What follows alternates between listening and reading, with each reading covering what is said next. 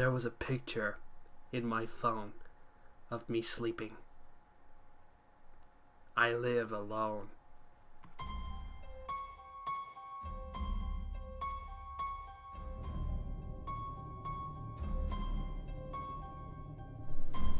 Again, I wake up to the same hospital bed, to the same happy faces, to the same dream.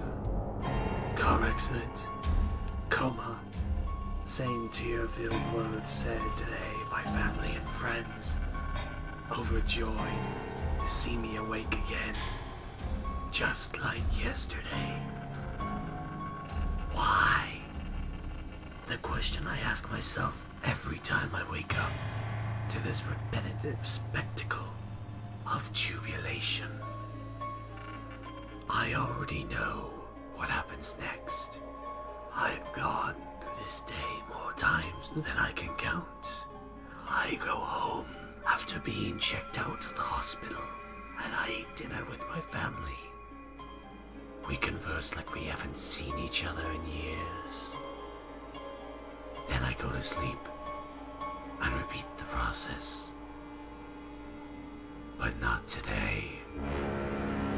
This time, I will decide what is real. I know I'm still in my hospital bed with my family and friends, waiting for me to come back. This time I will wake up as we were having the same conversation at the table we had multiple times before. I stood up. I pulled my father's pistol out and pointed it at myself. I pulled the trigger.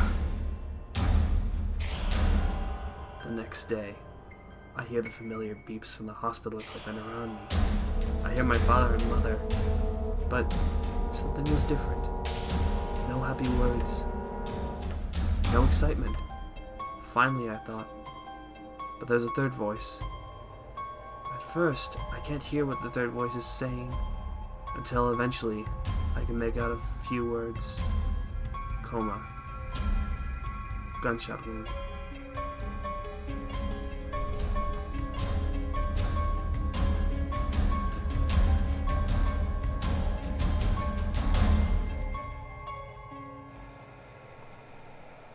I begin tucking him into bed, and he tells me, Daddy, check for monsters under my bed.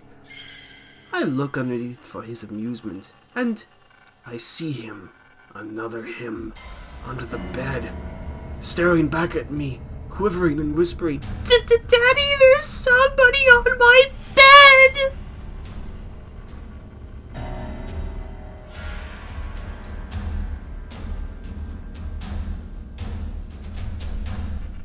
There was once an attractive woman walking by her lonesome in the middle of the dreary night.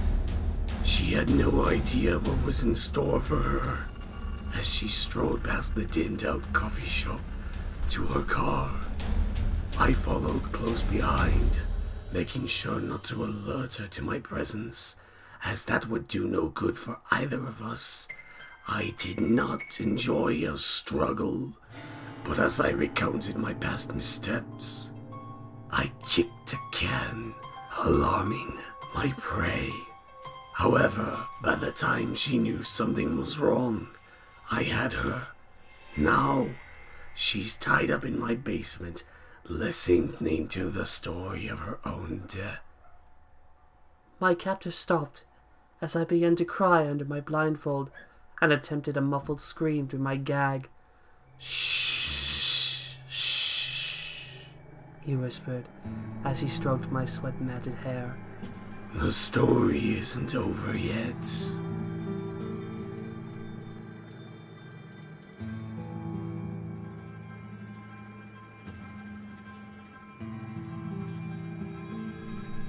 The doctors told the amputee he might experience a phantom limb from time to time. Nobody prepared him for the moment, though, when he felt cold fingers brush across his phantom hand.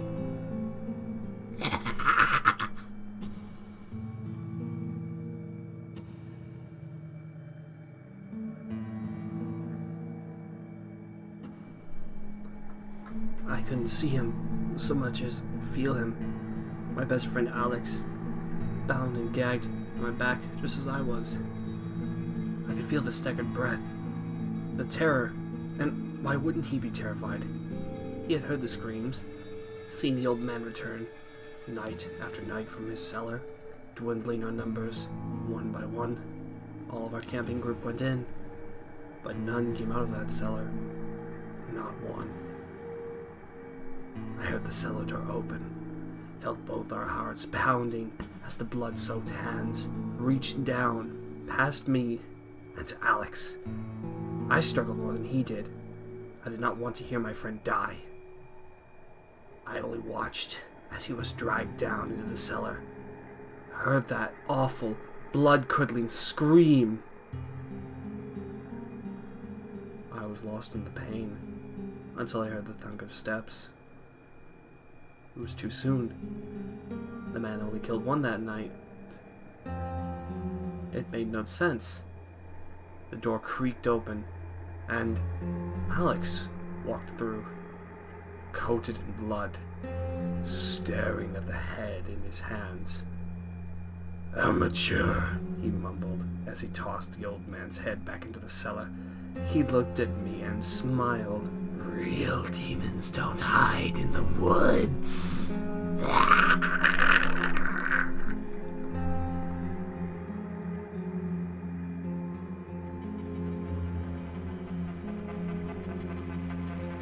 Mirror, don't be scared of the monsters. Just look for them. Look to your left. Look to your right. Under your bed. Behind your dresser. In your closet. But never look up. She hates being seen.